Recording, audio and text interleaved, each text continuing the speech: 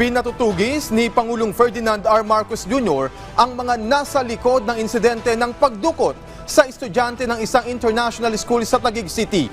Bagay namang tinututukan na ngayon ng DILG.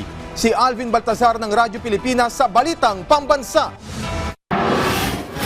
Nagbigay na ng direktiba si Pangulong Ferdinand R. Marcos Jr. kay DILG Secretary John Vic Remulla laban sa mga nasa likod ng naganap na pagdukot sa estudyante ng isang international school sa lungsod ng Taguig nitong naganap na Pebrero 20. Ang utos ng Pangulo, sabi ni Remulla, habulin ang lahat ng mga salarin sa nabanggit na insidente ng kidnapping.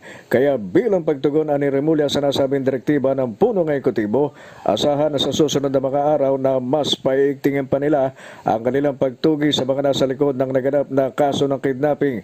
At ang kanilang target, base na din sa utos ng Chief Executive, madakip ang lahat ng mga salarin. That's exactly the directive. Kung in full knowledge na, habulin nyo na lahat yan. So expect that in the next few days ay mag-intensify kami ng drive para mahuli sila lahat.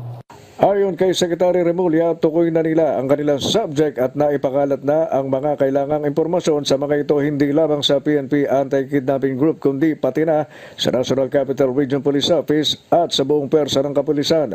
Bukod sa alam na nila ang nagsisilbing hideout at safe house ng mga tinutugi sa kidnapper, sinabi ng kalihim na may impormasyon sila kung sino-sino ang mga ito. We know the members, we have